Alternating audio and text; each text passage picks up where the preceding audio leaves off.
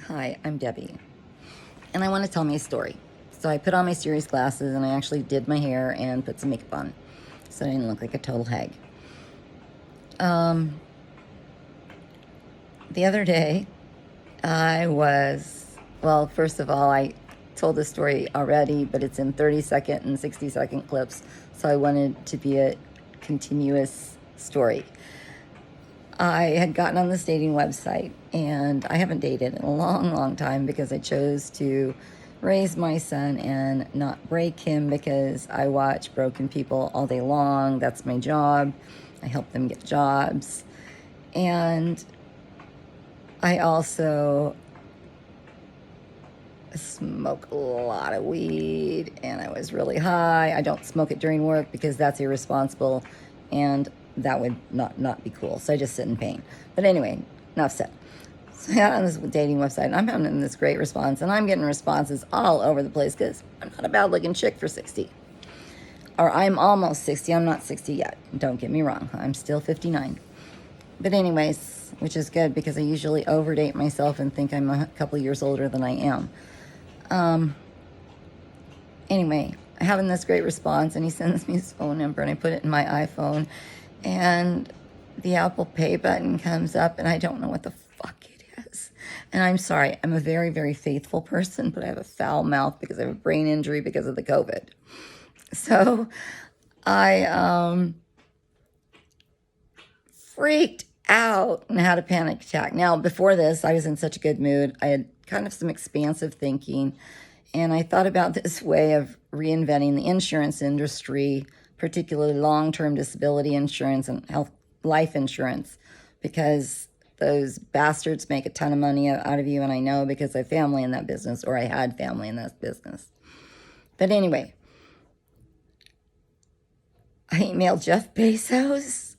I messaged my friend who's an attorney, and I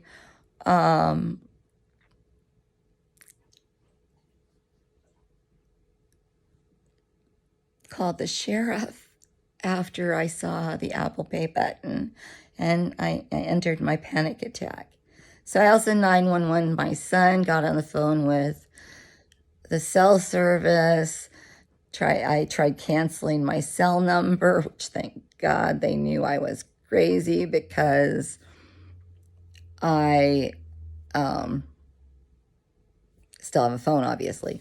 And anyway, I had to take back. I posted on Facebook. God, this story is going to be long and rambling, but it gets somewhere, I promise you. Anyway, I posted on Facebook, and I told everybody, if you need to call me, call my alternate number, because obviously I'm not going to be on the phone because I asked for my phone to be canceled. And then I called the sheriff. And I was telling the sheriff that I thought this guy was doing fraud, and I don't know how to take care of it, and I was scared, and da-da-da, and I needed to cancel my checking account numbers and all this stuff. So I had texted my son 911 because they weren't responding to my call attempts. They were out to lunch, my son and his wife. And they get home, and my son is freaked out because I'm freaking out. And I tell him what's going on, and I'm on the phone with the sheriff, and he's going, "Oh my God, Mom. Oh my God, Mom." And the sheriff was quite patient. My son was quite patient. Explained the Apple Pay button. And I had to undo my Facebooking, undo all my conversations with banking people and phone people and technology people, and yeah. So behind every Karen is a story. And my story is I have a hypoxic brain injury because I had COVID back in January of 2020, before they even knew it was here, because I was in the Everett Clinic the same day as patient zero, I think. It's impossible to prove, but I had long haulers. So in March of 2020, I ended up in a ventilator, and I spent until May 1st in the hospital. in recovery for that brain injury. I was suicidal and looking for some place to escape. They actually had to lock me in my room. And I was very scared. I work in rehabilitation and I know brain injuries, and I was scared for my future. Just as every parent is for every child's future when you're out doing something dangerous and you're not taking the right precautions. Just like not getting vaccinated. It is utterly stupid to not get vaccinated. I got vaccinated and I want the third shot because I am scared to death of the Delta variant. I'm also scared to death out of the variant coming out of South Africa that is supposed to be more deadly than the Delta variant and more contagious. I watch the CDC statistics. I watch Johns Hopkins. I read the analysis. I watch the webinars. This stuff is real. I read all the news.